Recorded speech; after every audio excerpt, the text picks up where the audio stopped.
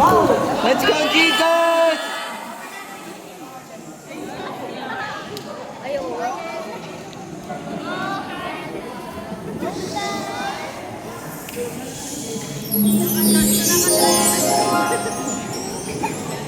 Napakabuti po talaga ng ating Diyos.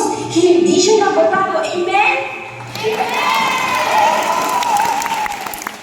Tagal naman. Gusto ko na umuwi.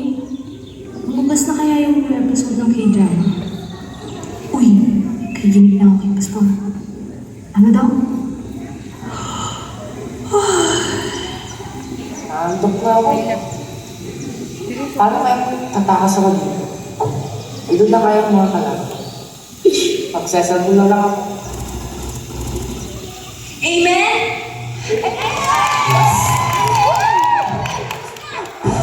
Ito ang kwento ng pamilya Magsinat. Puri, di ba? Pero wait, there's more. Ay, Yan! Sige, tape mo lang yung phone sa mukha mo. Han, ano natin ang natin sa simbahan? Huwag naman ganito. Wow! Ang galing! Nagdawin pa sa'yo. Nagsisimba sa upaga. Yan na naman. Gaaway na naman sila. Ganito ba talaga ang buhay Kristiyano?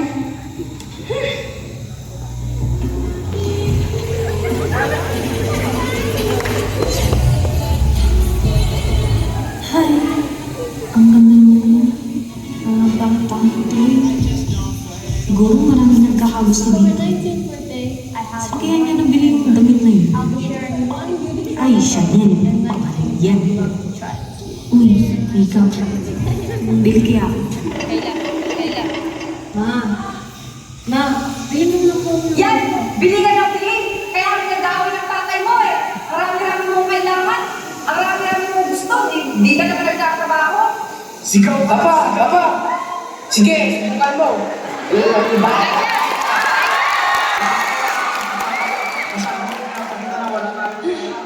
Sinabi naman sa akin nila na hindi pwede.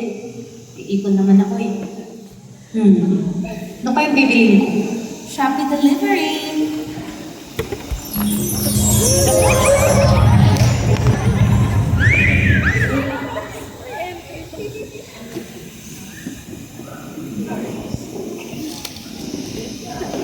Uy, ganda naman yan, uy! Magandang ako. This is it! Hi, boys.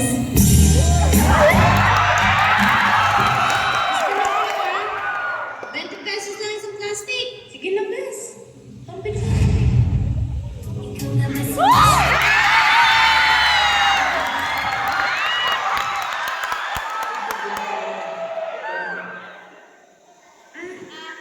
Hindi. Wag na. Libre na lang yan.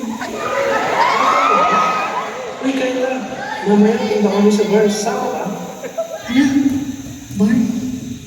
Ma'am, no. Pero, hindi, caravans lang yan. Wala naman siguro makakakita sa akin doon. As if naman may pakialam sa akin si Lord. Sige, sure! Tignan mo baka ang chip-chip ng mga gagamitin mo. Mapapahiya kami. Hala, oo nga pala. Saan ako kukuha ng damit? Bahala na.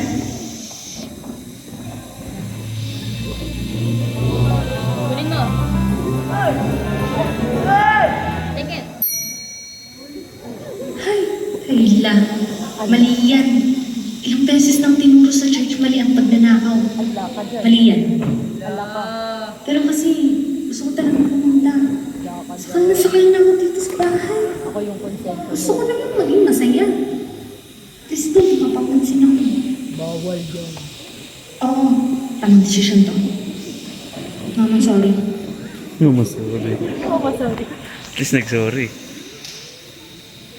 nang tumagal, naging parte na nga talaga si Kayla sa mga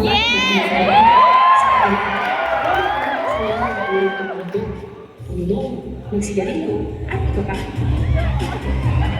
Guys, mahal niyo naman ako, diba? Party ko may nangyari siguro ulit sa bahay niyo, no? Ayun, nag-aaway ulit sila mga magpapa.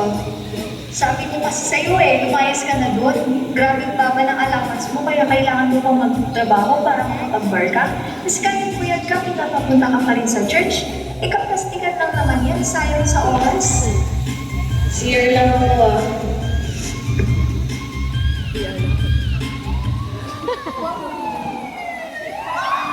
Uy, Marcos! Halika na! Hey, sandali lang, nag-CR si Kyla. Eh, sa kamantaran lahat na kulong. Saka di ba ginagawa yung sa mama niya? Kulungan din ba sa ko? Mga tuwag! Alarm ng phone ko yun! Sasamahin. Yung ganun ako. Paano ko yung please talaga doon? Pag-inagis ako ng school doon. Nood na naman ng TikTok. Hi.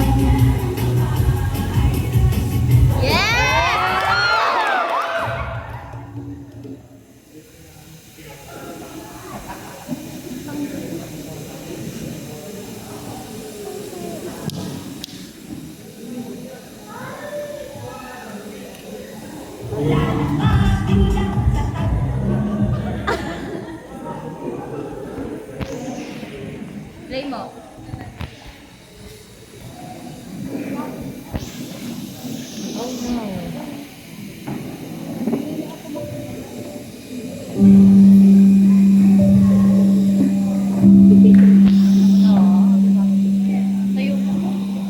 Bakit kayo ganun? Wala na ba talagang nagmamahal sa akin? Kahit isa. Siguro, mayaman kami. O mas maganda ako. Hindi. Sana di na lang ako pinanganak. E di sana walang pinoproblema sa mundo. Siguro masasaya pa sila kung wala ako.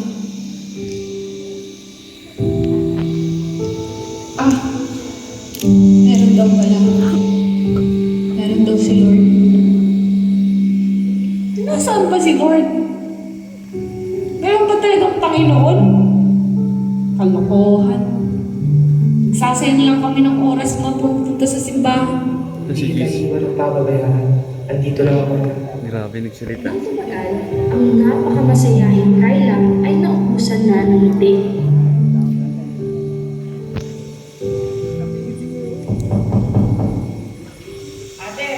Uy! Gising ka na daw! Anak, kain na. Hindi na po. Late na po ako. Yan. Bar na umaga. Sige, sirain mo yung buhay mo. Hindi niyo naman ako maiintindihan eh. Uy, kailangan night time na ngayong gabi. Punta ka Church na naman. Masyadong ba ng mga tao dyan? Ayoko muna makipagplastikan. Ay! May mga assignment po kasi ako. Baka di ako makapunta. Ay, ganun ba? Sige, pero try mo pa rin ha. Ay, pero kumusta ka pala? Ay, okay naman po. Sige po, umuwi na po ako. Anak, may youth night daw pero punta ka. Ma, ayoko. Bakit? Anong problema mo?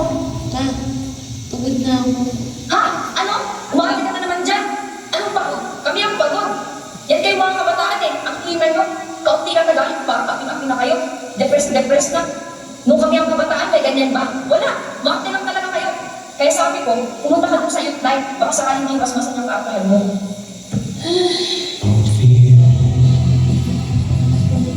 Do you want to kill yourself? He asked. And the question sounded unreal. Ano kaya? Feeling lang. Sakit kaya yun? Hindi pwede. Baka makita nila sa church mamaya.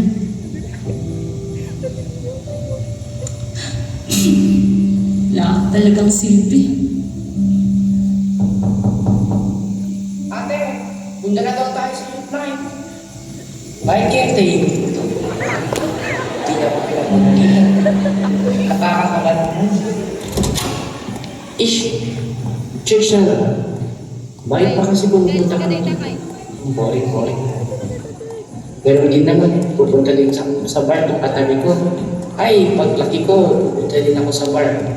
Tapos siguro, pag may asawa na ako, punta rin kami sa church para masabing nagsisipan din kami.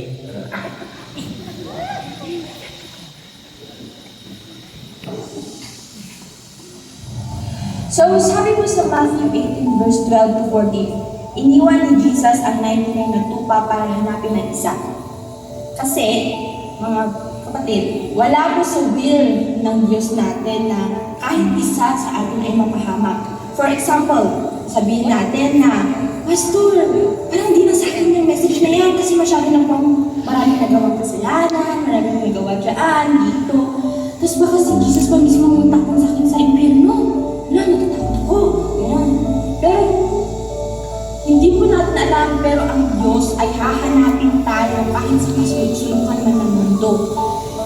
Dahil, kahit ikaw man, sa tingin mo ang pinakamadumi at pinakamakasalanan, yayakapin at yayakapin ka pa rin niya. Mamahalin ka pa rin niya. Dahil hindi pa sumusuko si Jesus sa buhay mo. Lord, karapat-dapat na rin po ako sa iyo. Ang dami mo pong kasalanan. Ilang beses mo akong binaliwala. Lord, hindi ko po maintindihan. Bakit na po pilit na minamahal? Yung pamilya ko, yung kaibigan ko nga po, di ako kayong mahalin eh.